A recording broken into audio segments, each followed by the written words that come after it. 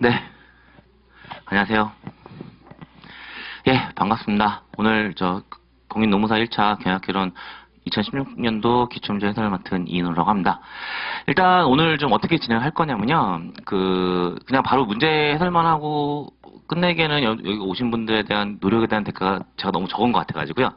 일단 어떤 형태로 좀 진행할 거냐면, 공인노무사 1차 시험 경약개론 준비하신 관점에서의 전체적인 방법들, 예, 그런 것들 조금 간략하게 좀 말씀을 좀 드릴 거고요. 그 다음에 두 번째로요. 그래서 사실은 이제 시험 임박해서 드려야 되는 말씀이기도 한데, 어쨌든 뭐 오늘 오셨으니까, 어떻게 시험 문제를 접근하셔야 되는지, 그러니까 경약 내용이 아니고요. 정말 테크닉적으로 어떻게 문제들을 접근하셔야 되는지.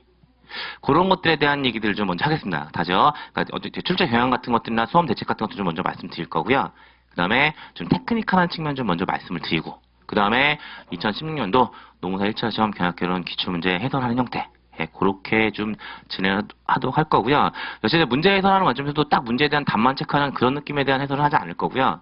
역시 이제 그 문제와 관련된 내용들을 좀 정리하는, 예, 그런 느낌들을 얘기해야 될 것 같은데, 그 이유는 다른 이유가 아니고요. 일반적으로 이제 수험 준비하시는 관점에서 보게 되면 제일 중요한 자료가 뭐긴 합니까? 기출문제입니다. 예, 기출문제가 되긴 하거든요. 근데 기출문제에 대해서 여러분들이 가지고 계시는 마인드는 뭐냐면요. 기출문제는 공부하시는 게 아니고요. 사실은 확인하시는 겁니다. 그럼 이제 공부한다는 것과 확인한다는 것의 차이는 도대체 뭐냐라는 건데요. 일반적으로 어떤 경우가 종종 있냐면, 기출문제 내용을 그냥 문제 그 내용만 가지고 공부하고 들어가신 경우가 있어요. 근데 사실은 출제자 입장에서 생각해보면, 예를 들어서 지난해 이 문제 나왔어요. 출제자 사람인데요.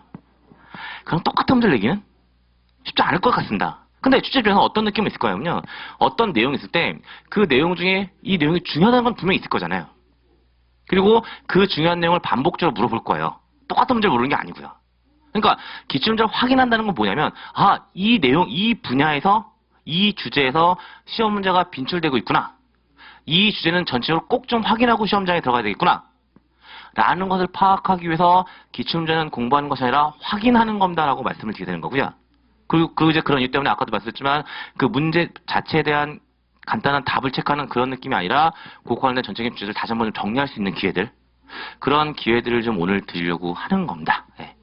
그러면 이제 우선 여기까지 오셨는데요. 절대로 그 발걸음이 헛되지 않게끔 최선을 다해서 진행하도록 하겠습니다. 그럼 이제 제일 먼저 뭐부터 좀 말씀을 드릴 거면,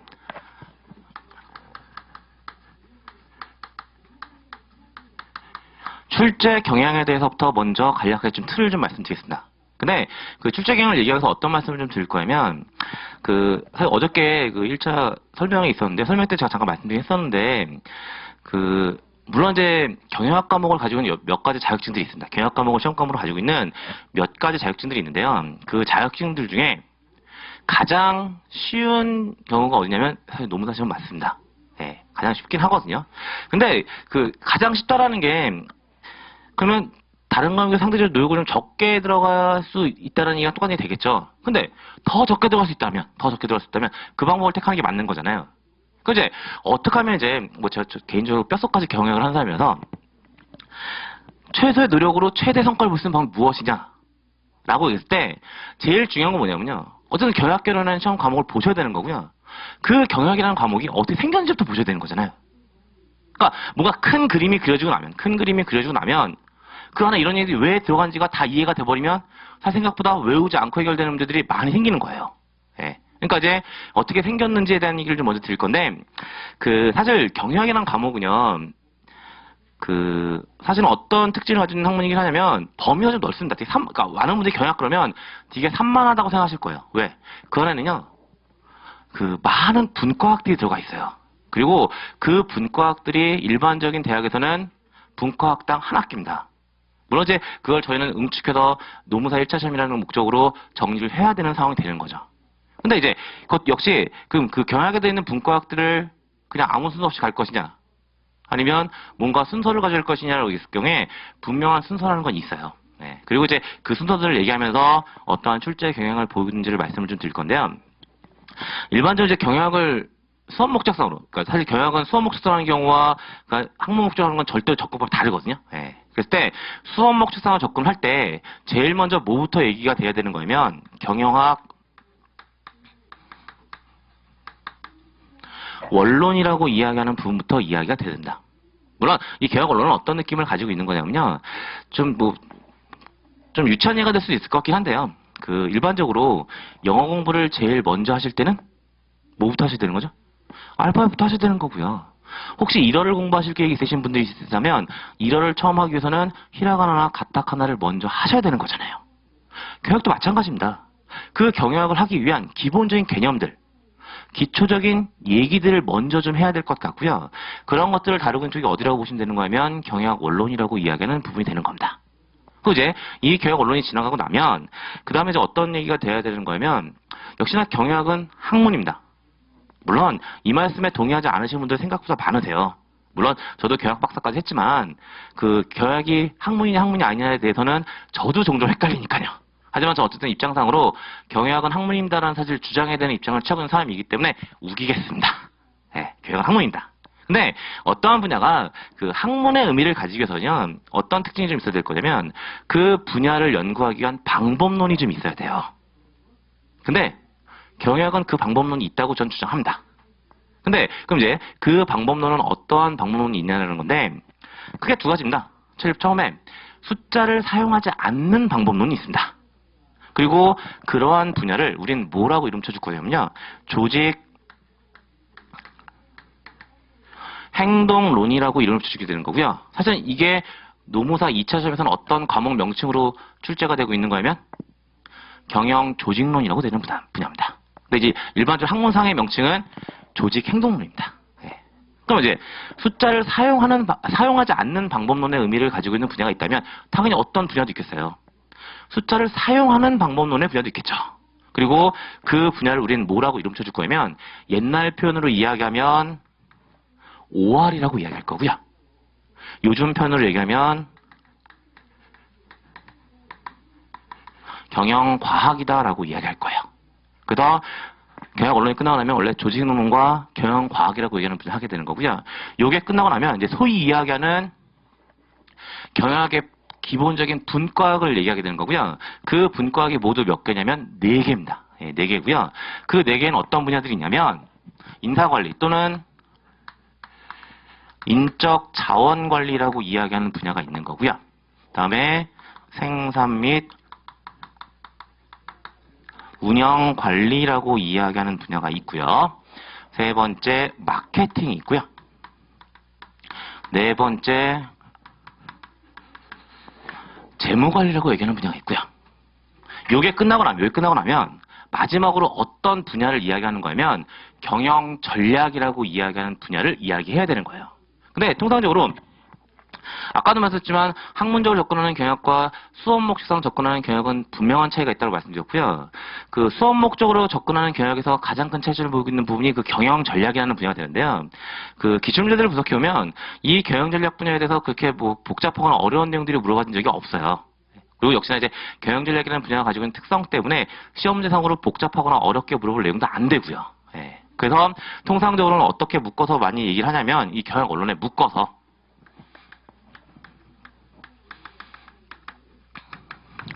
경영 전략이라고 이야기하는 분야가 들어가는 거고요. 이게 전체 경영학의 생김새다라고 보시면 될 것 같고요. 여기서 이제 이 구조에서 노무사 1차 시험에서 경영학 시험은 어떠한 출제 범위를 가지고 있냐면요. 가장 많이 출제되고 있는 분야가 어디냐면 요 묶음이에요. 요 묶음. 네. 그리고 요 묶음이 전체의 60%다라고 보시면 되는 거고요. 또 한편으로는 이 묶음이 뭐에도 영향을 주게 되는 거예요? 2차 시험에도 영향을 주니까 2차 시험을 공부하시기 위한 토대가 되는 쪽이 이쪽이다라고 보시면 될 것 같아요. 그리고 나머지 그러니까 여기는 거의 출제되지 않는다고 보시면 될 것 같고요. 이쪽이 전체 몇 퍼센트 비중이다라고 보시면 될 것 같으면 30%의 비중이다라고 보시면 되는 거예요.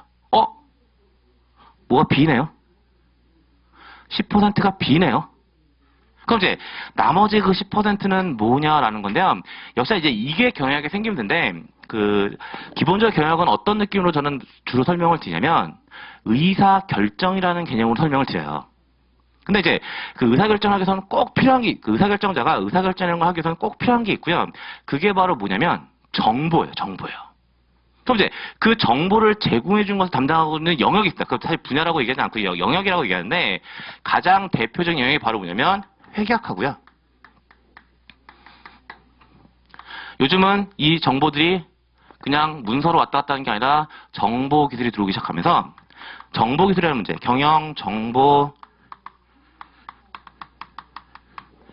시스템이라고 이야기하는 분야들이 있게 되는 거고요. 이제 얘네들이 나머지의 10%의 비중을 차지하고 있다라고 보시면 될 것 같고요.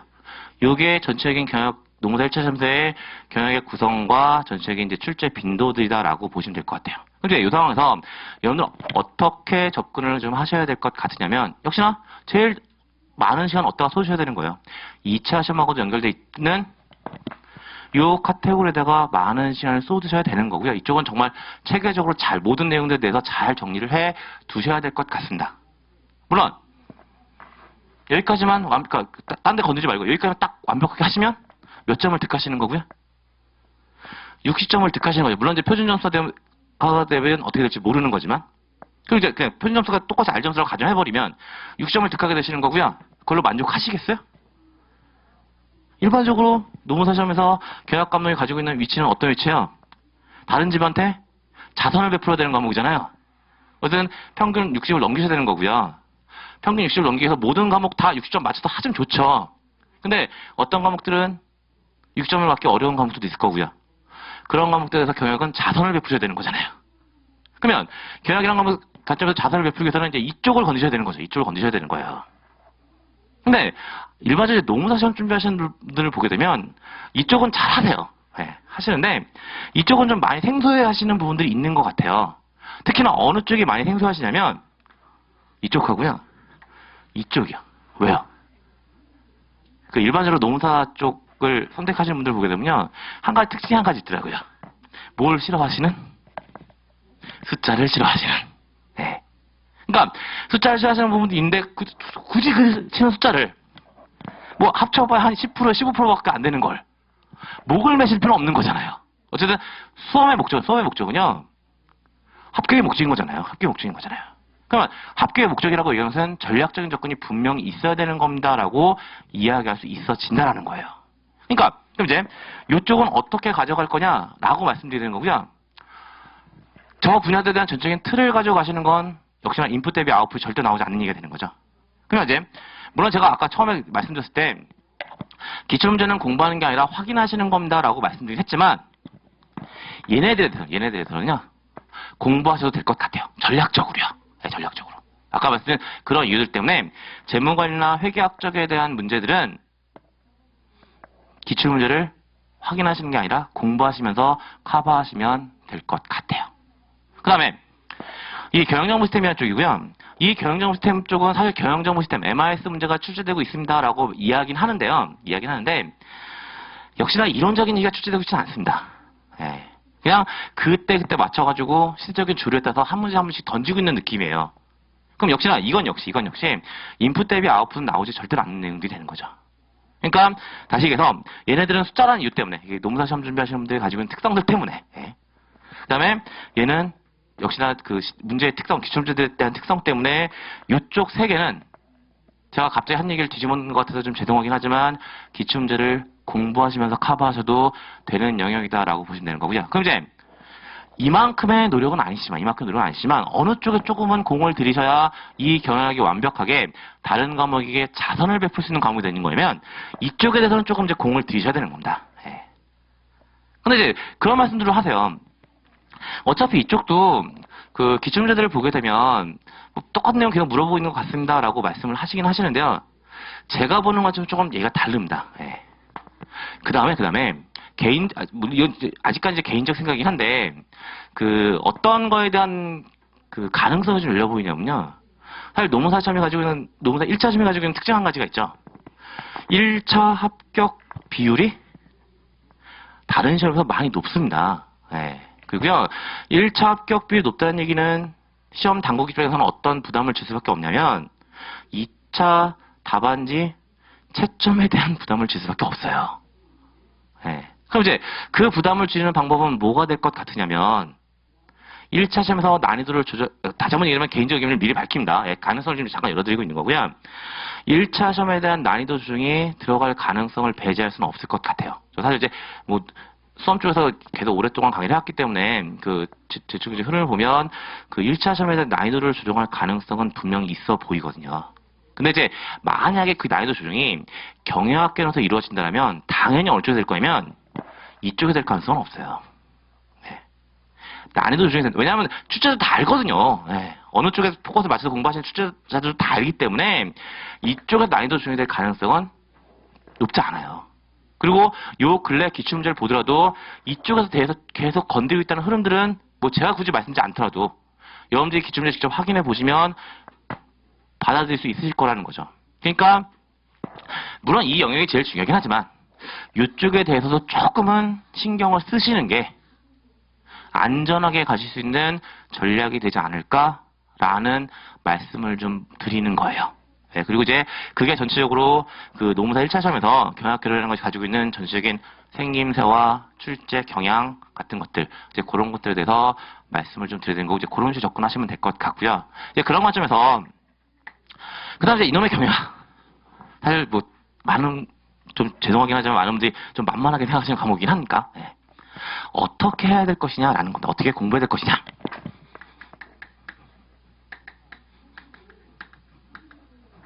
뭐 거창하게 수험 대책이라고 얘기할 수 있을 것 같긴 한데 그 어떻게 해야 되냐는 건데요. 그 제가 일반적으로 이제 경영학 공부 어떻게 하십시오라고 말씀드릴 가장 대표적인 게 뭐냐면요. 당연히 여러분들 머릿속에 경영학은 어떤 과목입니까? 암기 과목입니다. 그냥 무조건 외우면 되는 과목이라고 생각할 수 있을지 모르겠습니다. 근데요. 저는 개인적으로요. 경영학은 암기 과목이 아니라고 생각합니다. 물론 제가 아무리 암기 과목이 아닙니다라고 말씀드려도요. 많은 분들이 동의하지 않으십니다. 네. 근데 만약에 암기 과목이라면요. 저는 경영학을 강의하지 못할 것 같은데요. 왜냐면 제가 세상을 제일 못하는 게 뭐냐면 암기거든요. 네. 저는 경영학은 암기 과목이라고 생각하지 않습니다. 물론 그렇다고 해서 어떤 거짓말을 하지는 못할 것 같으냐면요. 경영학이요. 외울 거 하나도 없습니다. 라는 말씀을 드리지도 못할 것 같습니다. 분명히 어쩔 수 없이 시험 목적이기 때문에 외우셔야 되는 부분들은 분명히 있습니다. 근데 그런 거예요. 외운다는 것에 가장 큰 문제점은 뭐냐면요. 아마 뭐 경영뿐만 아니라 다른 과목을 통해서도 그 고통을 알고 계실 것 같은데 외운다는 것의 가장 큰 문제점은 뭐예요? 얘가 잘 안 붙어 있어요. 자꾸 머리 밖으로 외출을 합니다. 근데 더 중요한 건 뭐냐면요. 외쳤다가 돌아오질 않습니다. 네. 그러면 어떻게 하면 그걸 좀 외출하지 않게 잘 잡아줄 수 있을 것이냐? 라는 거고요. 그건 아무래도 이해가 좀 수반돼야 되는 거죠. 네. 그러니까 무조건 외울 게 전혀 없다는 말씀 드린 건 아닌 거고요. 무조건적인 암기를 해결될 수 있는 게 아니라고. 왜? 인간은 기본적으로요. 어쩔 수 없이 망각의 동물입니다. 휴발할 수밖에 없어요. 그러니까 무조건적으로 외우십시오라는 말씀을 못 드리는 거고 어떤 이해를 수반한 그런 암기가 돼야 된다라고 말씀을 드리게 되는 건데요. 그랬을 때 제가 가장 많이 권장해드리는 방법은 뭐냐면요. 경영학에서 제일 중요한 건요. 다독입니다. 다독. 왜 제가 다독을 강조시켜서 말씀드린 거냐면 아까도 했지만 제가 아무리 얘기해도 소용없어요. 여러분 머릿속에 무조건 경영 안 까먹이에요. 그러면 그 안 까먹이라고 생각하는 그 경영학을 어떻게든 외출하지 못하게 해줘야 될 거잖아요. 그러면 어떻게 하면 그나마 덜 외출할 거냐면요. 여러분들이 걔네들이 익숙하면 잘 안 나가요. 네. 그러면 어떻게 하면 익숙하게 만들어질 것이냐라고 얘기했을 때 역시나 공부하는 개념보다는 많이 읽으시면 그게 자연스럽게 익숙해질 거고요. 익숙해지면 잘 나가지 않을 거라고요. 그래서 다독에 대해서 좀 강조해서 말씀을 좀 드리게 된 거고요. 그런 이유 때문에 조금 제 우스갯소리로 섞어서 드리는 말씀이 뭐냐면 경영학을 공부하기 가장 좋은 장소가 있습니다. 거기가 어디라고 말씀드리긴 하냐면요. 화장실이요. 그냥 화장실에서 앉아 계시면서 그냥 한 번씩 쭉 읽어보시는 거 그것도 생각보다 적은 시간을 투자해서 경영에 대한 개념들을 잡으시는데 분명히 도움이 될 거예요. 왜? 다독이 제일 중요하거든요. 예. 그래서 이 다독이라는 것을 좀 강조해서 말씀을 좀 드리게 되는 거고요. 그다음에 거기다가 이제 하나 더 말씀드리고 싶은 건 뭐냐면요. 역시나 이제 그 과목적 특성 때문에 그 시험에 임박해지면 임박해질수록 경영학에 쓰시고자 하는 시간들이 좀 줄어들죠. 예. 과목적 특성 때문에. 그럼 이제 그랬을 때 뭐가 제일 중요하냐면요. 뭔가 양을 줄여서 가지고 있는 서브노트라는 것이 중요합니다. 왜냐하면 이제 시간이 임박해지면, 그러니까 시험 날짜까지 시간이 이제 임박해버리게 되면 그 많이 불안하잖아요. 그 상태에서 두꺼운 책을 가지고 시작하시기에는 분명히 진입장벽이 될 거고요. 그 진입장벽은 어떤 일을 만들어줄 거냐면요. 시험 때까지 경영을 한 번도 보지 못하는 그런 일을 만들어줄지도 몰라요. 그러니까 어쨌든 마지막에 좀 진입장벽을 낮추는 게 중요한 거고요. 어떻게 하면 진입장벽을 낮추냐면 좀 만만해 보이면, 두께나 내용들이 좀 만만해 보이면 그러면 진입장벽이 좀 낮아지는 거잖아요. 그럼 이제 그걸 어떻게 될 것이냐? 서브노트를 좀 가지고 계시면 그 서브노트다가 마지막까지 사용할 수 있는 내용들을 단거나 하시면 그게 엄청나게 파워풀한 여러분들 각자의 노하우들이 될 겁니다라고 말씀을 좀 드리게 되는 거예요. 그래서 그 경영학 공부하시는 관점에서 다독하는 것과 그 서브노트를 가지시는 거, 이 두 가지가 제일 중요한 의미를 가지고 있습니다라고 말씀드리게 되는 거고요. 예, 일단 뭐 지금 드릴 수 있는 얘기는 이 정도 얘기가 될 것 같고, 요게 이제 제가 첫 번째 말씀드렸던 그 출제 경향과 간단한 수험 대책 같은 것들, 예, 그런 것들이 됩니다라고 얘기할 수 있을 것 같습니다. 그럼 이제 두 번째로요, 그 어떤 얘기를 좀 드릴 거냐면, 그럼 이제 여러분들이 공부를 다 하셨어요. 물론 이제 공부하는 과정에서도 드릴 말씀도 있긴 하지만 공부를 다 하시고 시험장에 들어가주세요. 그럼 이제 시험장에서는 어떻게 그 가지고 계신 내용들을 최대한 100 플러스 알파로 발휘할 것이냐. 좀 없어 보이게 얘기하면 스킬, 테크닉이죠. 네. 그런 문제들에 대해서 좀 얘기하려고 하는 거고요. 그 나눠드린 자료 보시게 되면 밑에 페이지로 2페이지라고 이렇게 되는 자료 있습니다. 네. 거기 보시면 제목을 뭐라고 하시냐면 시험 문제에서 해답에 접근하는 요령이다라고 얘기하고 있는 거고요.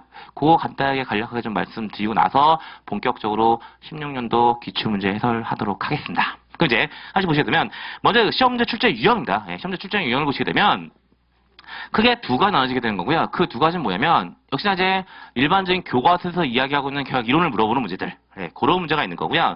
그 다음에 두 번째 경영학적인 마인드를 물어보는 문제가 있습니다. 물론 이제 이 경영학적 마인드를 물어보는 문제는 여러분들 입장에서는 어떻게 보시면 되는 거냐면 그냥 상식을 물어보는 거, 네, 상식을 물어보는 그런 문제들이다라고 보시면 될 것 같고요.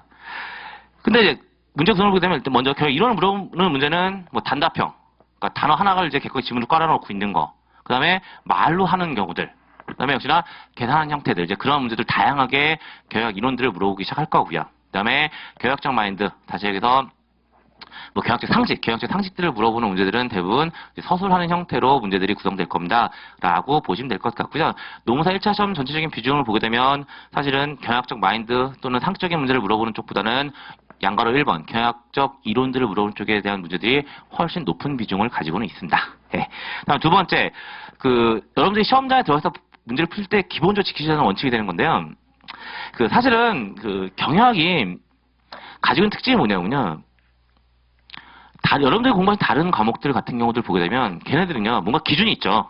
기준 여러분들 정하지 않으셔도 됩니다. 법전이라는 기준들이 있기 때문에 거기 있는 내용 그대로 갖다 이 법전과 문제가 맞는지 틀린지를 보시면 되거든요. 근데 경영학은요, 아쉽게도요, 경영학전이 없어요. 그러면 그 객관적인 사실을 누가 정해 놓으셔야 되는 거냐면 여러분들 각자 정해 놓으셔야 되는 거잖아요. 네.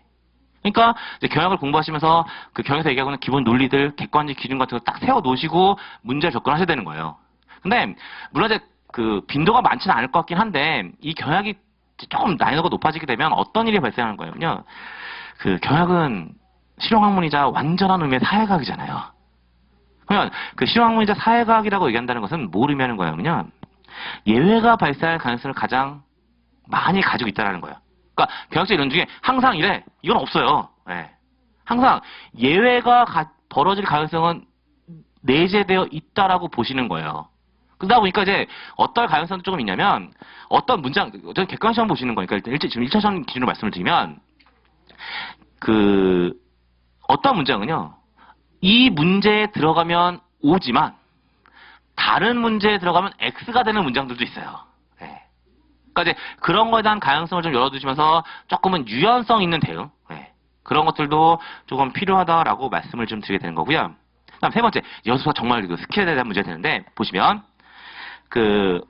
세 번째 표현 형태 보게 되면 극단적인 표현은 부정적 접근해라라고 얘기하는 거고요.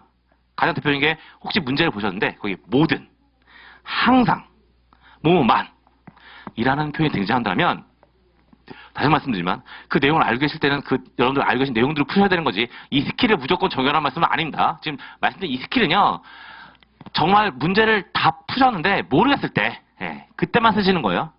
근데 어쨌든 보시는 것처럼 모든, 항상, 뭐만이라는 표현이 나온다면 그 문장은 틀린 문장일 가능성이 90% 이상이라고 보셔야 될 것 같습니다. 그 이유는 다른 이유가 아니고 좀 전에 말씀드렸지만 경영은 완전한 사회과이고요. 그러다 보니까 예외가 발생할 가능성은 분명히 녹아져 있어요. 그러니까 모든, 항상, 뭐만 같은 표현들은 사실은 출제자 입장에서 틀린 문장을 만들기 위한 의도적인 표현일 가능성이 대부분입니다라는 말씀을 드립니다. 그래서 그런 것도 하나의 스킬로서 얘기할 수 있을 것 같고요. 그럼 이제 그 얘기를 뒤집으면 어떤 얘기는 대부분 O가 될 수 있을 거냐면 일반적인 표현이요. 뭐 저도 강의하면서 가장 많이 쓰는 표현이긴 한데요. 일반적으로 또는 통상적으로 또는 뭐뭐 등이 있다 또는 뭐뭐일 수 있다 뭐뭐 할 수 있다 라는 표현들이요. 그런 표현들을 보게 되면 기본적으로 어떤 특징들을 가지고 있냐면 출제자 입장에서 빠져나갈 구멍들을 만들어 놓고 있는 거잖아요. 사실은 이제 저 강의하면서 그 어떤 얘기를 좀 종종 드리긴 하냐면 저는 사실 그 수험생 입장에서 강의하기보다는 출제자 입장에서 강의를 해요. 왜? 시험은요.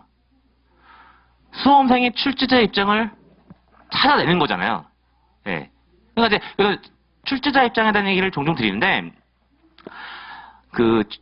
뭐 노무사 시험뿐만 아니고요. 출제자가 어떤 시험지를 낼 때 가장 불쾌한 게 뭔지 아세요? 문제를 냈는데 EJ에 걸려요. 그거만큼 불쾌한 게 없어요. 자기 딴에는 정말 심의위원회에서 문제를 냈는데 EJ에 걸렸을 때 그 불쾌한 만한 게 없거든요. 그럼 이제 출제 입장에서는 당연히 어떨 거냐면 그 불쾌함을 사전에 봉쇄하고 싶을 거예요. 그리고 그랬을 때 당연히 쓸 수밖에 없는 절차는 뭐냐면 빠져나갈 구멍을 만들어야 되는 거죠. EJ에 들었어. 이렇게 생각할 수 있으니까 문제 없어. 라는 식으로 빠져나갈 구멍을 만들어줘야 되는 거고요. 그랬을 때 가장 많이 쓰는 표현이 다시 한번 얘기하면 일반적으로, 통상적으로.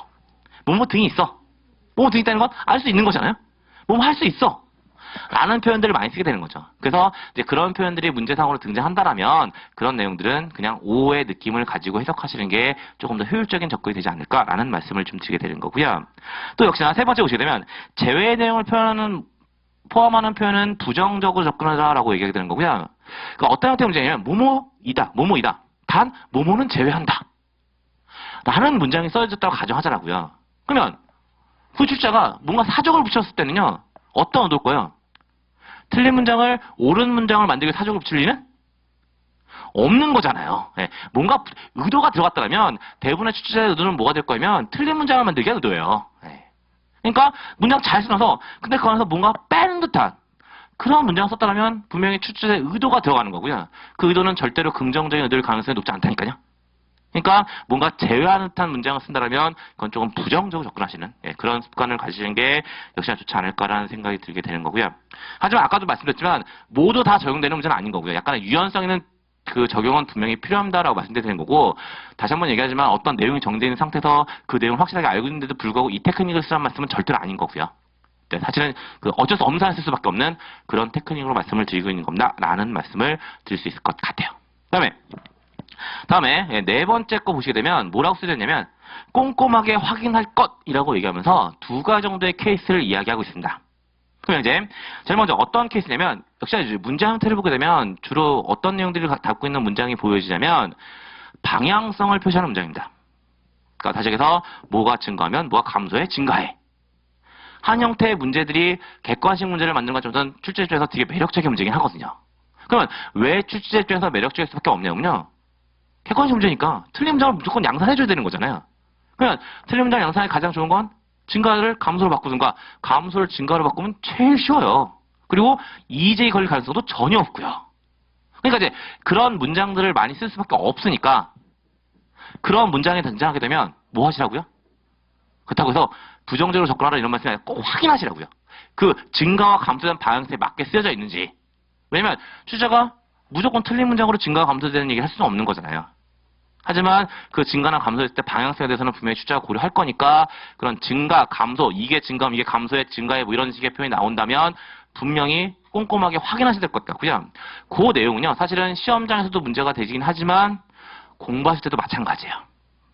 교양을 공부하실 때 어떤 내용들에 대해서 뭐가 이제 연결고리를 가지고 있어서 이게 증가하면 이게 감소할 거고 증가할 거고라는 내용들이 나오게 되면 분명히 확인하셔서 정리를 해 두십시오라는 말씀도 같이 좀 드리는 거고요. 그 다음에 하나 더 보시게 되면 대꾸적인 문장입니다. 다시 해서 어떤 문장 형태냐면 A는 B고 C는 D다. 라는 형태의 문장 형태입니다. 그러면 그런 문장 형태를 출제자가 썼어요. 역시나 뭐에 대한 가능성이 점쳐지세요? A와 C를 바꿔놓든지 B와 D를 바꾸어 놓든지 하는 거에 대한 가능성이 점쳐지지 않으세요? 제가 아까도 말씀드렸지만 지금 아마 이 강의를 지금 오신 거 보면 이제 처음 시작하시는 분들이 많을 거라고 보여지긴 하는데요. 저뿐만 아니라 여러분들한테 말씀을 드릴게요.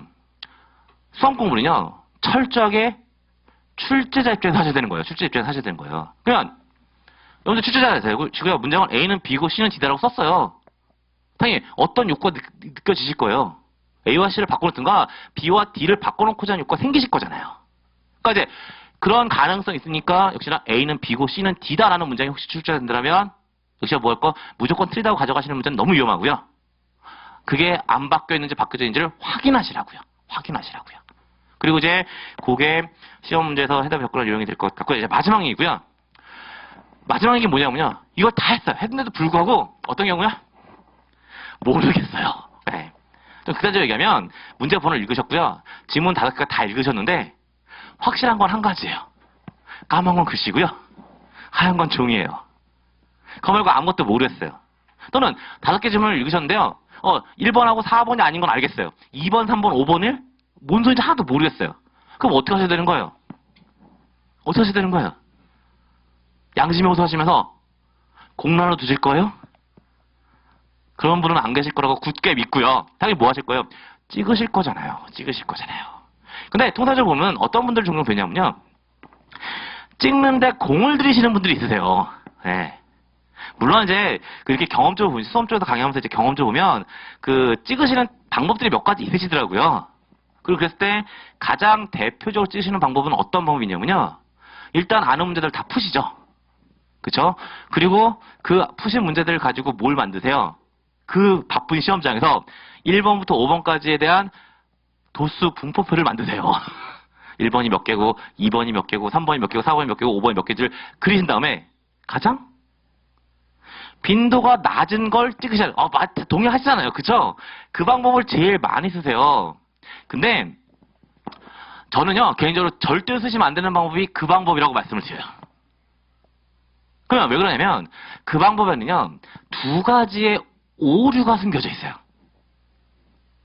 첫 번째 오류, 그러니까 왜 쓰지 말라고 말씀드린 거냐면요, 2가지 이유인데, 한 가지는요, 여러분들이 만드신 그 도수 분포표에 신뢰도를 보장할 수가 없어요.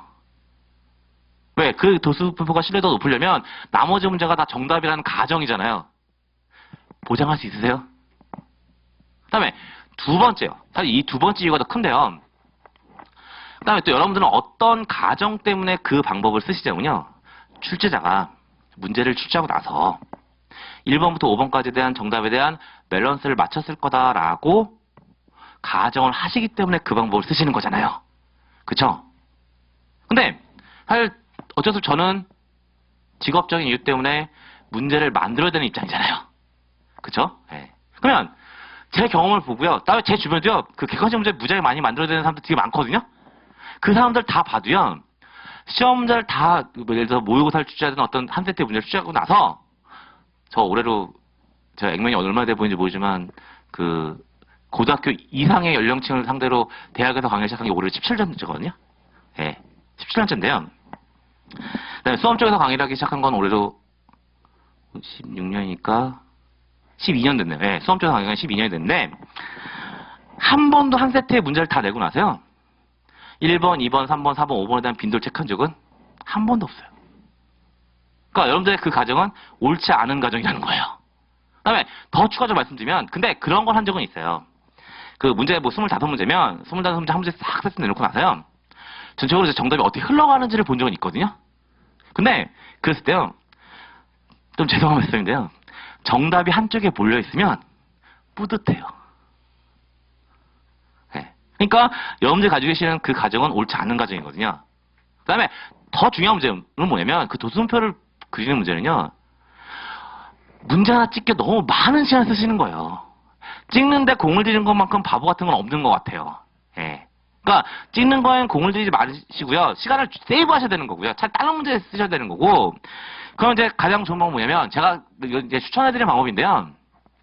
그냥 시험 보는 날 당일 아침에요. 시험장 가실 때 원칙을 세우세요. 무조건 원칙을 세우세요. 그냥 나 모르는 문제 나오면 이거 2번으로 찍을 거야 하는 행운의 번호 하나를 품으세요. 예. 아니면 아까도 말씀드렸지만 이제 그런 것들이 있는 거죠. 그 5개가 다 모르는 게 아니라 일부만 모르는 경우 생기잖아요. 뭐 2개 갖고 헷갈리는 거, 3개 갖고 헷갈리는 경우들. 그런 경우에도요. 원칙을 세우세요, 그냥. 뭐 가장 앞에 걸 찍는다든지 또는 가장 뒤에 걸 찍는다든지 하는 원칙을 세우시고 그 원칙대로 그냥 찍으시는 거지. 제발 부탁드리는데요. 찍는데 공을 들이는 것만큼 바보 같은 건 없는 것 같습니다. 그래서 고만 습관이 드리는 거고요. 예, 그 정도 말씀드리면 그 여러분들 제가 나눠드린 자료에서 그 시험 문제에서 해답에 접근한 요령에 대한 얘기까지 전부 다 드린 것 같고요. 예, 이 정도가 이제 그 기출문제 해설하기 위한 인트로덕션 정도의 의미다라고 보시면 될 것 같고요. 예, 그럼 이제 그 하나씩 좀 갈려야 될 것 같기는 한데 그 전에요. 그 시간을 제가 사실은 처음에 예상하고 온 시간은 한 2시간에서 2시간 반 정도를 예상하고 왔거든요. 근데 아무래도 그렇게 쭉 가시기는 힘드실 것 같으니까 조금 쉬었다 가는 시간을 가졌으면 좋겠는데, 그러니까 방법은 두 가지인 것 같아요. 좀 시간이 한 40분 정도 흘렀는데요. 일단 그 기출문제 해설하기 전에 모든 얘기가 끝났으니까 여기서 한 10분만 쉬고 시작하실 건지, 아니면 조금 더 가다가 한 1시간 10분 정도 하고 쉬실 건지. 하다 하셔도 될 거예요. 그럼 바로 이어서 가겠습니다. 예. 그러면 나눠드린 자료 3번 보시는 거고요. 보시면 16년 경영학개론 기출문제 해설 되어 있는 거고, 하나씩 좀 볼 거고요.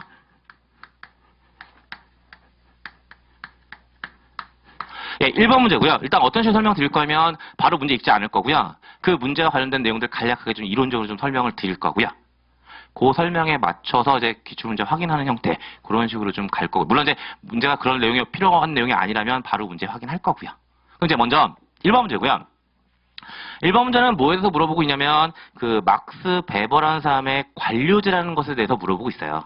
네, 그럼 일단 문제 전에 그 막스 베버 관료제가 어떠한 의미를 가지고 있는지에 대한 설명을 좀 간략하게 드리면, 이 막스 베버 관료제는요, 그 경영학의 발전 과정상으로 보게 되면 고전적 접근법의 테두리에 들어가 있는 이론이에요. 네. 그럼 이제 그 고전적 접근법이라는 것이 뭐냐는 건데요. 경영학에 대한 얘기를 해야 되는 거고요. 자, 거꾸로 여쭤봅시다. 경영학은 뭐에 대해서 관심을 가지고 있는 학문이라고 생각되세요? 경영학하면 뭐가 제일 먼저 떠오르세요? 어떤 단어가 제일 먼저 떠오르세요? 회사, 기업이요. 그쵸? 그럼 결국 경영학은요, 기업에 대해서 관심을 가지고 있는 학문이면 틀림없죠. 여기까지 동의하시는 거잖아요. 그럼 도대체 이제 그 기업이라는 것은 뭐냐라는 거거든요. 물론 이제 기업이 뭐죠라고 말씀드리면 뭐 각자 가지고 있는 생각이 있으실 거고요. 일반적으로 어떤 생각을 할 거냐면 뭔가 자원을 받아들일 거고, 거기서 뭐 생산해서 팔고, 이윤을 추구하고 뭐 이런 것들을 떠올리실 거라는 거잖아요. 근데 그거 너무 고차원적인 생각인 것 같고요. 제가 이제 기업에 대한 개념을 딜리버리에 전달해야 될 때 가장 없어 보이게 전달하는 버전은 뭐냐면요. 기업은요, 사람 덩어리예요. 사람이 모여 있는 거예요. 물론 이제 그랬을 때문에 어떤 개념까지 연결되는 거면 조직이라는 개념까지 연결되는 거거든요. 근데 지금 어쨌든 뭐 구체적인 일을 하자는 거 아니니까 기업이든 조직이든 사람 덩어리가 된다는 거고요. 그렇다면 어떤 얘기가 가능해지는 거면 경영학은요, 결국 뭐에 대한 관심을 가지고 있는 학문이냐면 사람에 대한 관심을 가지고 있는 학문이에요. 그런데 그 경영학 관점에서 보게 되면 그 사람에 대한 가정이요, 두 가지예요. 하나는 X라고 얘기하는 가정이고요. 또 하나는 Y라고 얘기하는 가정입니다. 그러면 사람을 X로 가정한다는 건 모르면 거냐면요, 인간을 기계, 타율적 존재로 바라보고 있는 걸 얘기하는 거고요. 인간을 Y로 바라본다는 것은 인간을 자율적 존재로 바라보는 겁니다라고 이야기하고 있는 거거든요. 근데 이 X 관점과 Y 관점이요. 그 시간의 흐름에 따라서 보게 되면 같이 가지 않습니다. 방향성으로 가요. 방향성으로 가요. 그럼 당연히 방향은 X에서 Y로 가든가 Y에서 X로 가든가 둘 중에 한 가지일 거잖아요. 당연히 어느 쪽으로 갔을 것 같아요? X에서 Y로 갔을 거잖아요. 그랬을 때 X 관점을 취하고 있는 그 경영 이론들을 통칭해서 우리는 뭐라고 표현하냐면 고전적 접근법 또는 고전적 이론이다라고 얘기하게 되는 거고요. 그 중에 대표적인 이론 중에 하나가 바로 뭐냐면 막스 베버라는 사람이 주장하고 있는 관료제예요. 그럼 이제 이 막스 베버는 어떤 생각을 했던 사람이냐면요. 인간은 X라는 거예요. X 관점을 취하고 있다는 거죠. 근데 그 X라는 인간들을 가지고 뭘 만들고 싶었던 거냐면 조직을 만들고 싶었던 거였고요. 그 조직을 어떤 조직을 만들고 싶었던 거냐면 가장 이상적인 조직을 만들고 싶었던 거예요. 그리고 그 결과물을 막스 베버는 뭐라고 이야기하고 있는 거냐면 관료제다라고 얘기하고 있는 거죠. 다시 관료제라고 얘기하는 것은 X 관점을 가정한 상태에서 가장 이상적인 조직 형태를 이야기하는 겁니다라고 말씀드리는 거죠. 그럼 이제 막스 베버는 어떤 주장을 하고 있는 거냐면 어떻게 하면 이제 가장 이상적으로 X를 관리할 수 있을 것이냐라는 것을 봤더니 네 가지 개념이 있으면 된다는 거예요. 그리고 그 네 가지 개념이 바로 뭐가 되는 거냐면 기계잖아요. 기계를 가동시키기 위해서는 뭐 하셔야 되죠? 여러분들 뭐 다양한 기계들을 쓰고 계실 텐데요. 그 기계를 뭔가 처음 스타트하기 위해서는 뭐 해줘야 되는 거야? 파워를 온 해줘야 되는 거잖아요. 그다음에 컴퓨터라면 엔터를 쳐줘야 되는 거잖아요. 그걸 묘사적으로 얘기하면 뭐가 될 거냐면 명령을 내려야 된다는 거죠. 그러면 명령을 기계는 받았을 겁니다. X는 받았을 거예요. 그러면 명령을 받은 기계가 그 명령을 뱉어요. 말이 되나요? 안 되는 거죠. 명령을 받았으면 그 명령에서 뭐 해야 될 거야? 복종을 해 주어야 할 겁니다. 다음에 그럼 이제 명령과 복종이라는 것이 필요하다고 얘기했는데 그래서 이렇게 하다 보니까 어떤 문제가 있는 거냐면 X란 말이에요. 스스로 뭔가 할 수? 없어요. 그럼 당연히 뭘 해줘야 될 거냐면 명령 복종 알겠어. 그럼 누가 명령을 내리고 누가 복종할 건데? 라는 문제들에 대해서 정해줘야 될 거고요. 그걸 조직은 가지고 있어야 되는데 그게 바로 뭐가 될 거냐면 규범이 되는 거예요. 근데 그 규범이나 또는 명령과 복종 절차 같은 것들이 그냥 말로 왔다 갔다 하니까 이제 애매모호해지기 시작하는 거죠. 기계라면 뭔가 확실해져야 될 거잖아요. 그러니까 그래서 뭘 남겨야 되는 거냐면 근거라는 것을 남겨야 되는 거고요. 그 근거를 남기기 위해서 뭘 주장하기 시작하는 거냐면 문서라는 것을 주장하기 시작하는 거예요. 그래서 막스 베버의 관료제는 명령과 복종, 규범, 문서라는 것을 가지고 조직을 운영하게 되는 거고요. 그러한 조직을 뭐라고 표현하게 되는 거냐면 관료제다라고 이야기하게 되는 거고요. 이 관료제가 X 관점을 취하고 있는 가장 대표적인 예가 됩니다라고 얘기할 수 있을 거라는 거예요. 물론 뭐 더 자세한 설명이 있긴 하지만 오늘은 대수준을 좀 할 거고요. 근데 그럼 이제 그럼 X 관점을 하고 있다가 어떻게 발전되어 갔을 거라고요? Y로 변화되어 갔을 거라고요. 근데 문제는 뭐냐면 X에서 Y로 변화되어 가면서 어떤 일이 벌어지게 되는 거냐면 인간이 X라면 그 상황이라면 기업이 처해 있는 환경, 상황 같은 것들이 복잡했을 것 같아요? 단순했을 것 같아요? 당연히 단순했겠죠. 근데 Y로 넘어가다 보면 이제 어떤 일이 벌어지게 될 거냐면 상황이 복잡해졌을 거예요. 근데 이제 그 상황이 단순했다, 복잡했다라는 것은 이제 어떠한 의미를 가지게 되는 거냐면 기업이 처해 있는 상황이 단순했다면 모든 상황에 통용되는 정답이 있었을 거예요? 없었을 거예요? 당연히 있었겠죠. 당연히 있었을 거예요. 근데 상황이 복잡해져 버리게 되면 이제 모든 상황에 통용되는 정답은 뭐 경영 방식이나 조직 구조 같은 것들은 존재할 수가 없어지는 거죠. 그럼 이제 상황이 복잡해졌기 때문에 모든 상황에 통용되는 경영 방식이나 조직 구조들을 얘기할 수 없다면 당연히 어떤 얘기할 수가 없어지는 거면 모든 상황에 통용되지는 않지만 이 상황에선 이게 정답이고 저 상황에선 저게 정답이야 라는 이론 전개들을 하기 시작했을 거예요. 그리고 그러한 이론 전개를 우리는 뭐라고 이름 주냐면 상황 적합 이론 또는 상황 이론 또는 상황 관리라는 표현들을 가지고 이야기하게 되는 거예요. 그리고 이 정도 말씀드리면 1번 문제를 해결하는 데 있어서 필요한 백그라운드는 전부 다 이야기가 된 것 같고요. 이제 문제 확인하면 1번 막스 베버가 제시한 관료제 이론의 주요 내용이 아닌 것입니다. 1번 규정에 따른 직무 배정과 직무 수행, 2번 능력과 과업에 따른 선발과 승진, 3번 상황적합적 관리, 4번 계층에 의한 관리, 5번 규칙과 문서에 의한 관리라고 표현하고 있는 거고요. 뭐 정답지 굳이 찍어드리지 않더라도 체크하시는데 어렵지 않으실 것 같고요. 뭐 더구나 자료에 정답도 체크되어 있으니까요. 그럼 이제 두 번째 문제로 가는 거고요. 두 번째 문제 이제 뭐에 대한 얘기를 하고 있냐면 아마 2차 시험 경영 조직론 그때도 마찬가지지만 제일 중요한 이론들 꼽으라면 많은 분들이 시간 많이 쓰는 이론들을 꼽으라면 동기부여 쪽하고 리더십 쪽이 되지 않을까라는 생각이 들거든요. 그리고 이제 이번 문제는 뭐에 대해서 얘기하고 있는 거냐면 동기부여에 대한 문제에 대해서 이야기를 하고 있는 거고요. 그 동기부여 이론들 중에 메슬로우라는 사람의 이론에 대해서 이야기를 하고 있어요. 물론 이제 제가 시간이 여유가 되면 그 동기부여 이론들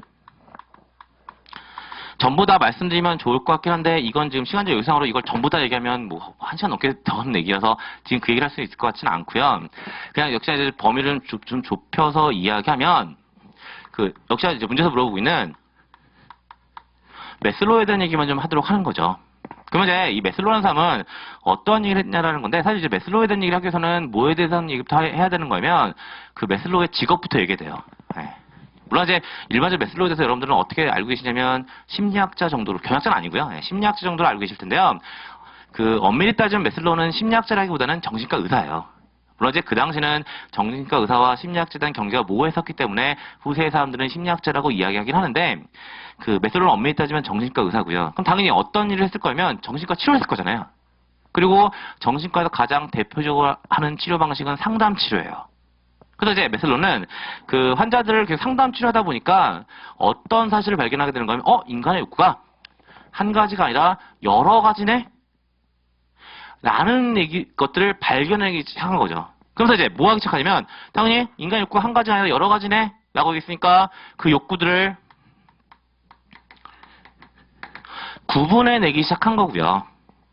메슬로우는 결론적으로 욕구를 모두 몇 가지로 구분해내기 시작하는 거였냐? 총 5가지로 구분해내기 시작하는 거고요. 그 5가지가 바로 뭐냐면 제일 먼저 생리적 욕구, 두 번째 안전 욕구, 세 번째 소속 또는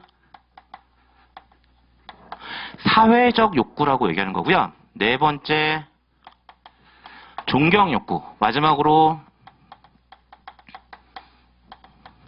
자아실현 욕구라고 이야기하는 5가지로 인간의 욕구를 구별하고 있어요. 근데 아마 이 메슬로우 인간 욕구 단계설을 얘기할 때 가장 중요한 내용은 뭐가 될 거냐면요. 시험에서 특히 객관 시험이 더 그렇긴 한데요. 객관 시험에 물어볼 수 있는 가장 대표적인 내용은 뭐냐면 이 5가지 욕구를 순서적으로 배열하는 문제가 너무나 중요해요. 근데 일단 왜 그게 중요한지부터 얘기하면 그거 나서 이제 그 다음 얘기를 하면 메슬로우는요, 욕구 단계에서 보게 되면 이제 1차 시험 범위에서만 얘기하면 크게 2가지 내용이 다예요. 하나 뭐냐면 메슬로우는 인간 욕구를 5가지 구별했다. 그리고 거기에 하나 더 추가한다면 근데 이 메슬로우는 인간 욕구를 5개로 구분한 다음에 딱 한 가지 사실을 강조하고 있어요. 그리고 그게 바로 뭐냐면 이 5가지 욕구는 순서적으로 중요하다라고 얘기하고 있어요. 그럼 이제 이 순서적으로 중요하다는 얘기는 어떤 의미를 가지냐는 건 다른 게 아니고요. 인간은 제일 먼저 생적 욕구를 충족시키면서 동기부여할 거고요. 그게 끝나고 나면 안전 욕구를, 그게 끝나고 나면 소속 욕구를, 그 다음에 존경 욕구를, 그 다음에 자아실현 욕구를 충족시키면서 동기부여된다라고 주장하고 있는 것이 메슬로우의 욕구 단계설이 되는 거고요. 그러니까 당연히 메슬로우는 이 순서적 중요성을 강조하고 있다라고 이야기할 수밖에 없어지는 거고요. 물론 이제 조금만 더 말씀드리면 이 순서적 중요성이라는 것 안에는요 2가지 의미를 내포하고 있어요. 한 가지는 뭐냐면 만약에 이렇게 쭉 가는데 가다가 후퇴가 가능하다면 순서의 문제는 깨져야 남아요. 어떤 얘기냐면 쭉 가다가 소속 욕구를 충족시키려다 봤더니 힘들어. 그래서 다시 안전 욕구를 충족해서 동기부여를 하는 것이 가능하다라고 얘기해버리면 순서는 깨져야 남아요. 깨지는 거죠. 그러기 때문에 메슬로우는 뭐라고 얘기하는 거냐면 진행만이 중요하다라고 얘기한 거예요. 그 다음에 5가지에 대해서 5개잖아요. 하나씩 밟아가려니까 저처럼 성격 급한 사람은요 못 참겠어요. 그래서 이 2개를 묶어서 가려고요. 만약에 그게 가능하다면 순서의 문제는 남아요, 깨져요. 깨지는 거잖아요. 그러니까 메슬로우는 뭐라고 얘기하고 있는 거냐면 동시 충족은 안 된다라고 얘기하고 있는 거예요. 그리고 이제 이게 1차 시험범에서의 메슬로의 욕구 단계설이 가지고 있는 내용들 전부 다라고 보시면 되는 거고요. 역시 이제 이 이유 때문에 출제자는 뭐에 대한 물음을 계속 던지고 싶을 거냐면 이 5가지를 순서적으로 배열하는 문제에서 물어보기 시작하는 거예요. 물론 이제 그럼 여러분들 대비하셔야 되잖아요. 어떻게 하실 거예요? 라고 여쭤보면 대부분의 분들이 뭐라고 계실 거예요? 앞자 따실 거고요. 그쵸? 그래서 소존자라고 쓰실 거예요. 그쵸? 근데 그러니까 아무래도 이제 경영 공부하시다 보면 어떤 내용들이 많으냐면 순서적으로 배열하는 것에 대한 것들을 많이 물어볼 거예요. 특히나 이제 상대적으로 난이도가 좀 낮아지는 문제가 출제되면 될수록 순서적으로 배열하는 문제들은 많이 물어볼 수밖에 없거든요. 근데 순서적으로 배열하는 문제들을 얘기할 때마다 많은 분들이 어떻게 대비하시냐면요. 앞자를 따시는 걸로 대비를 하세요. 네, 그렇게 하시는데 저는 개인적으로 경약 강의하면서 어떤 내용을 순서적으로 배열한다고 얘기했을 경우에 앞자 따시는 거는 하지 말라고 말씀을 드려요. 그럼 왜 그 말씀을 드리는 거냐면요. 오늘 어쨌든 전반적인 얘기를 해야 되는 거니까 좀 말씀을 드리면 아까 잠깐 얘기하긴 했지만 경약은요. 경약전이 없어요. 근데 그 경약전이 없다는 얘기는 어떤 얘기랑 똑같은 거냐면요. 동일한 내용을 쓰는 사람마다 용어를 다르게 선택할 수 있다는 얘기랑 똑같은 얘기 되거든요. 그럼 이제 무조건적으로 앞자를 땄을 때 출제자는 여러분들 생각하실 그 단어랑 다르게 출제할 수도 있는 거잖아요. 그러면 그렇게 되면 그 앞자가 사라져버리면 당연히 시험장에서는 당황할 수밖에 없어요. 그러니까 2차 시험 준비하시는 관점이라면 2차 시험을 준비하시는 관점이라면 앞자 따시는 게 필요해요. 왜냐하면 그러니까 경약관점으로 말씀드리면 1차 시험과 2차 시험의 가장 큰 차이점은 뭐냐면요. 1차 시험은 용어 선택권이 출제자에게 있어요. 하지만 2차 시험은 용어 선택권이 수험생에게 있거든요. 그러니까 2차를 준비하시는 목적이라면 앞자를 따는 게 분명히 주요하고 필요해요. 왜? 용어 선택권을 여러분들이 가지실 거니까. 하지만 1차 시험을 보시는 관점에서는 용어 선택권이 출제자가 있기 때문에 무조건 앞자를 따가지고 해결하는 건 분명한 위험성이 있다고요. 그러니까 어쨌든 오늘 1차 시험 기준으로 말씀드렸으니까 1차 시험이라는 관점에서 보게 되면 이걸 순서적으로 정리하는 건 분명 의미가 있겠지만 앞자 따는 건 추천하지 않는다라고요.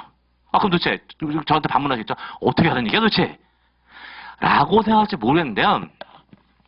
그럼 이제 순서적으로 배열하는 문제에 대해서 어떻게 대비하시는 게 맞는 거냐면 순서적으로 배열한다면 그 순서에는 분명히 논리가 있을 거잖아요.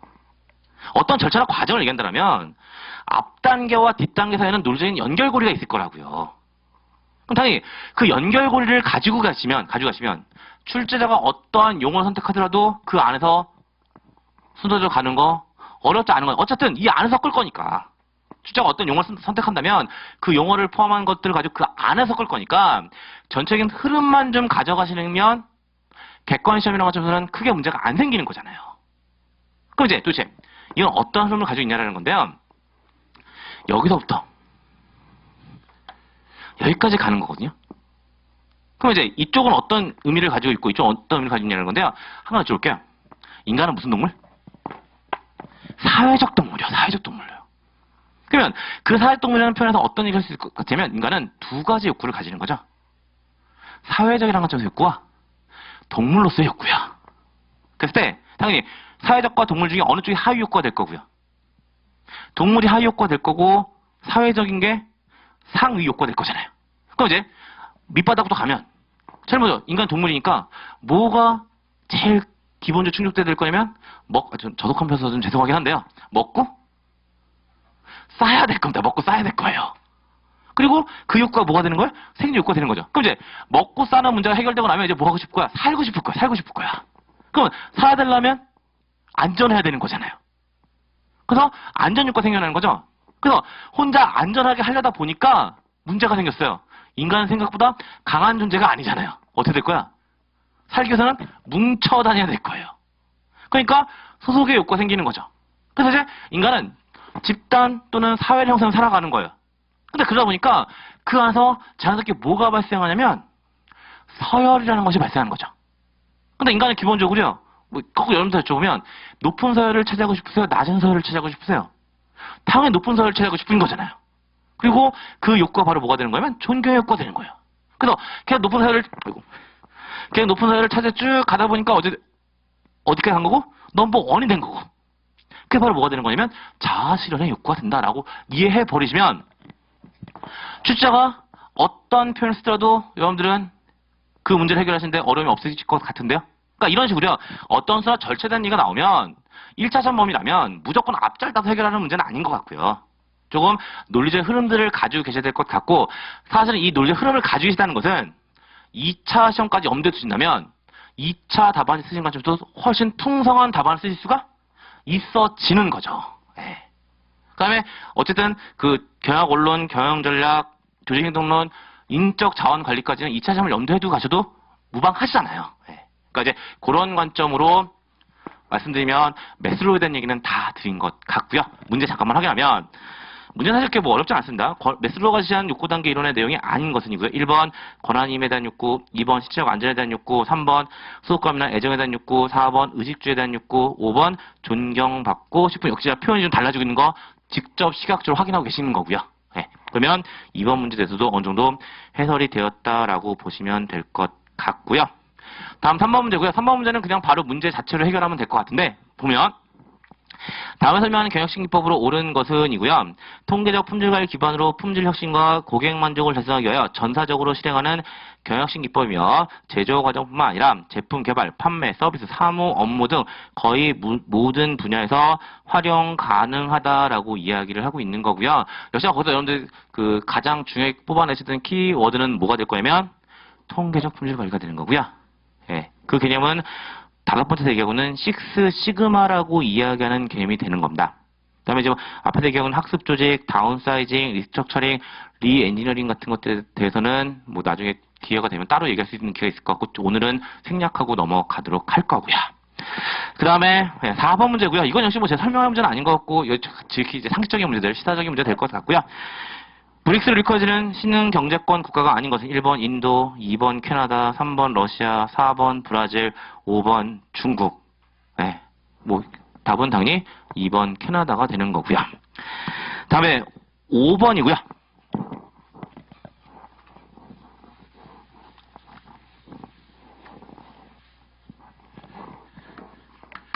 네, 뭐에 대해서 이야기하고 있냐면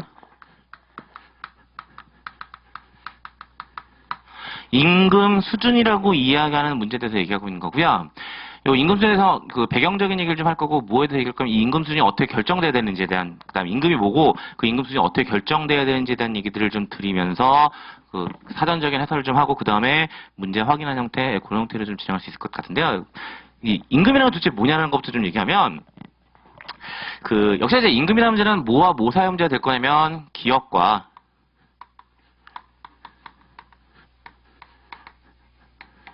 인적 자원 사이의 문제가 될 겁니다. 예. 그럼 이제 이 기업과 인적 자원 사이에 어떤 일이 벌어질 거냐면요. 인적 자원은 기업에게 노동력을 제공해 줄 겁니다. 그쵸? 그러면 인적 자원으로부터 노동력을 제공받은 기업은요. 당연히 거기에 대한 대가를 지급해 줄 거예요. 근데 이 대가를 우린 일반적으로 뭐라고 이름 붙여주긴 하냐면요. 보상이라고 이름을 붙여줍니다. 근데 이제 이 보상이라는 것도요, 형태적으로는 두 가지가 있습니다. 하나는 직접적 보상이라고 얘기하는 형태가 있고요. 또 하나는 이제 간접적 보상이라고 얘기하는 형태가 있는데, 거기서 얘기하는 직접적 보상과 간접적 보상은 뭘 의미하는 거냐면, 기업 인적 쪽에 보상을 했어요. 근데 그 보상이 누구한테 가는지 분명히 추적할 수가 있어요. 그럼 이제 그게 바로 뭐가 되는 거면 직접적 보상이 되는 거고요. 반대로 어떤 경우도 있을 거예요. 기업이 보상을 한다고 했는데 그 보상이 구체적으로 누구한테 간지 모르겠어요. 추적할 수가 없어요. 그리고 그러한 보상을 우리는 뭐라고 얘기할 거냐면 간접적 보상이라고 하는데 그러한 보상들 중에 직접적 보상의 가장 대표적인 예가 바로 뭐냐면 임금인 거고요. 간접적 보상의 가장 대표적인 예가 뭐냐면 복리후생이라고 얘기하는 거예요. 근데 지금 여기서 이제 그 임금에 대한 일을 하고 있는 거니까 직접적 보상이라는 관점에서 임금이라고 얘기하자고요. 근데 이 임금이라고 얘기하는 것 또는 보상이라고 얘기하는 것은요. 기업과 인적자원 입장에서 보게 되면 분명한 차이점이 있어요. 어떤 차이점이 있냐면 기업 입장에서 보게 되면 이 보상은 뭐가 되는 거예요? 수익이고요, 비용이고요. 비용이 되는 거고요. 인적전 입장에서 보게 되면 수익 또는 소득이 된다라고 얘기하는 거잖아요. 그럼 당연히 기업에 대해서는 기업은 이 보상을 어떻게 하고 싶을 거고 줄이고 싶을 거고 인적전 이 소득을 높이고 싶을 거라는 거죠. 그럼 여기서 어떤 문제가 발생할 거예요? 그 보상, 임금의 수준을 결정해야 되는 문제가 남는 거고요. 이 보상 수준 또는 임금 수준을 결정하는 문제를 인적 자원 관리에서는 뭐라고 얘기하는 거예요? 임금 관리 또는 보상 관리다라고 이야기하게 된 거고요. 그 결정된 임금 수준을 임금을 우리는 뭐라고 표현하고 있는 거면 임금 수준이다라고 얘기하게 되는 거죠. 근데 그 보시는 문제에서는 주로 뭘 물어보고 있는 거예요? 그럼 이제 여기에 뭔가 영향을 미치고 있는 요인들이 있을 거라는 거고요. 그 영향률에 대한 것들을 물어보고 있는 거죠. 그리고 이제 이 논리를 가지고 이야기하고 있는 것이 그 5번 문제에서 얘기하는 내용들이 되는 거고요. 그럼 이제 문제 확인하면 임금 수준의 관리에 관한 설명으로 옳지 않은 것입니다. 1번, 대외적 공정성을 확보하기 위해서는 노동시장의 임금 수준 파악이 필요하다. 2번, 기업의 임금 지불 능력을 파악하는 기준으로 생산성과 수익성을 늘 수 있다. 3번, 임금 수준 결정 시 선도 전략은 유능한 종업원을 유인하는 효과가 있다. 효과가 크다.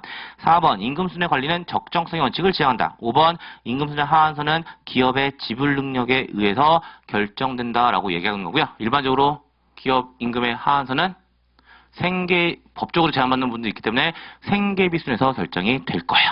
그래서 그 정도 말씀드리면 5번 문제에 대한 얘기들 넘어가는 거고요. 다음에 6번 역시나 뭐에 대한 얘기냐면 동기부여 이론에 대한 얘기들을 하고 있는 거고요. 아까 여러분들 메슬로우 얘기 살펴보신 거에 이어서 이제 누구 얘기? 허즈버그라는 사람의 이론에 대해서 이야기를 하고 있어요. 그리고 이 허즈버그 이론을 뭐라고 표현하고 있는 거면 이 요인 이론이라고 표현하고 있는 거고요. 허즈버그의 이 요인 이론이 시험에 출제되면 물어볼 수 있는 가장 대표적인 형태가 여러분들 6번 문제입니다. 예. 그럼 이제 이 6번 문제를 얘기하기 위해서 역시 주변적인 얘기까지 같이 하면 허즈버그에 대해서 여러분들이 보실 내용은 크게 두 가지 정도라고 보시면 될 것 같아요. 그러면 먼저 허즈버그는 인간 욕구를 어떻게 구분하고 있냐라는 거고요. 거기다 이제 특징적인 문제들을 고민하시면 1차 시험에서의 내용하고 2차 시험에서 어느 정도 쓸모가 있는 내용들이 될 것 같긴 한데요. 그럼 허즈버그가 인간 욕구를 어떻게 구별하고 있냐라는 건데요. 다시 한번 여쭤보겠습니다. 허즈버그는 어떤 이론을 주장했다고 좀 전에 제가 말씀드렸죠? 이 요인 이론을 주장하고 있다고 말씀드렸어요. 그러면 허즈버그는요. 인간 욕구를 몇 가지로 구분하고 있을까요? 두 가지로 구분하고 있는 거죠. 그럼 이제 어떤 관점 두 가지를 얘기하고 있는 거냐는 건데요.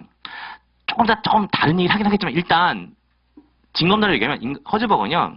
인간의 심 상태를 두 가지로 얘기하고 있고요. 그 두 가지가 만족과 불만족이라고 말씀을 드리겠습니다. 물론 좀 이따 다시 수정하겠습니다. 일단 지금은 만족과 불만족이라는 두 가지의 심 상태를 가지고 있습니다라고 말씀드렸어요. 그러면 그 두 가지 심 상태에 대해서 인간은 허즈버그 얘기하지 않더라도요. 만족에 대해서 어떤 욕구를 가질 거고요? 증가 감소? 증가시키기 위한 욕구를 가질 거고요. 불만족에 대해서는 감소시키기 위한 욕구를 가질 거예요. 그랬을 때 그 불만족을 감소시키고자 하는 욕구를 허즈버그는 뭐라고 표현하고 있는 거면 위생요인 또는 좀 전에 말씀드린 이유 때문에 뭐라고 표현되기도 하냐면 불만족 요인이다 라고 표현되기도 하는 거예요. 그럼 남은 한 가지 뭐가 될까요? 만족을 증가시키고자 하는 욕구가 있을 거고 그걸 허즈버그는 뭐라고 표현하고 있냐면 동기 요인 또는 만족 요인이다 라고 얘기하고 있는 겁니다. 그래서 허즈버그는 인간의 욕구를 위생 요인과 동기 요인이라고 얘기하는 두 가지로 구분하고 있는 건데요. 여기서 이러한 이론은 어떠한 특징을 가지고 있냐면 허즈버그는 이 두 가지 요인에 대해서 어떻게 설명하고 있냐면 철저하게 이분법적으로 설명하고 있어요.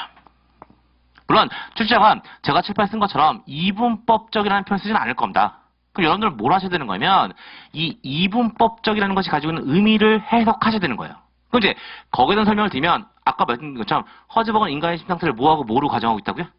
만족과 불만족으로 가정하고 있습니다라고 말씀드렸잖아요. 그럼 그걸 그림을 그리면 인간은요. 만족과 불만족이라고 이야기하는 두 가지의 상태를 가지고 있을 거라고요. 여기다가 하나만 더 추가하겠습니다. 사실은요, 허즈버그는 인간의 심상태를 만족과 불만족이라고 이야기하는 두 가지로 나누고 있지 않고요. 가운데 하나를 더 두고 있어요. 그리고 그게 바로 뭐냐면 무만족이라고 얘기하는 겁니다. 그럼 이제 이 상태에서 이 위생요인과 동기요인은 어떤 관계를 가지고 있는 거냐면요. 이 무만족을 기준해서요. 이쪽이요. 이쪽과 관련된 욕구, 요인을 허즈버그는 뭐라고 표현하고 있는 거냐면 위생요인이다라고 얘기하고 있는 거고요. 요 영역과 관련되어 있는 욕구를 허즈버그는 뭐라고 이름 붙여놓고 있는 거냐면 동기요인이다라고 이야기하고 있는 거고요. 요게 바로 이윤법적 논리의 설명이 돼요. 조금만 더 가면 결국 무슨 얘기냐면 위생요인을 증가시키면 불만족은 감소할 거예요. 그런데 아무리 위생요인을 증가시켜도 심상태를 뭐로 돌려치는? 만족으로 돌려치는 못할 거예요. 다시요. 위생요인을 가지고 통제할 수 있는 가장 최상의 심상태는 무만족이 되는 겁니다. 동기요인을 줄이면 만족은 감소할 거예요. 하지만 동기요인을 아무리 줄이더라도 만족이 불만족으로 전환되진 않을 거라고요. 다시 여기서 동기요인을 가지고 통제할 수 있는 가장 최악의 심상태는 불만족이 아니고요. 무만족이 된다고요. 그리고 그게 이분법적 논리라고 이야기하는 것에 의미가 된다는 거예요. 그리고 이제 이 무만족 이거는 완전한 철옹성을 가지고 있다라고 이야기를 하게 되는 거거든요. 근데 여기까지만 설명드리고 마무리 칠 수 있으면 전 너무나 좋겠어요. 그리고 여기까지가 전부 다라면 출제자가 물어볼 내용이 없어요. 근데 무슨 문제가 생기는 거냐면 허즈버그는요. 여기까지 얘기가 끝난 게 아니라 과도한 친절을 베풀고 있어요. 어떤 과도한 친절을 베풀고 있냐면 위생요인과 동기요인을 예시로 열거하고 있어요.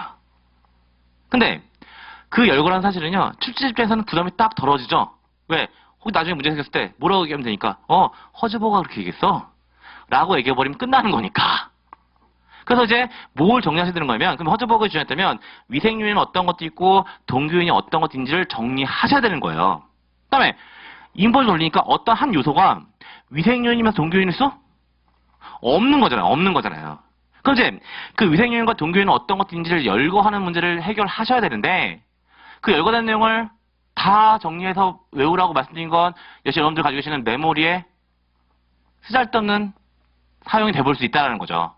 그러니까 제가 강의하면서 가장 중요하게 관심 갖는 것 중 하나는 뭐냐면요. 아까도 얘기했지만 외울 게 하나도 없다는 말씀 못 드려요. 네, 외울 부분이 있어요.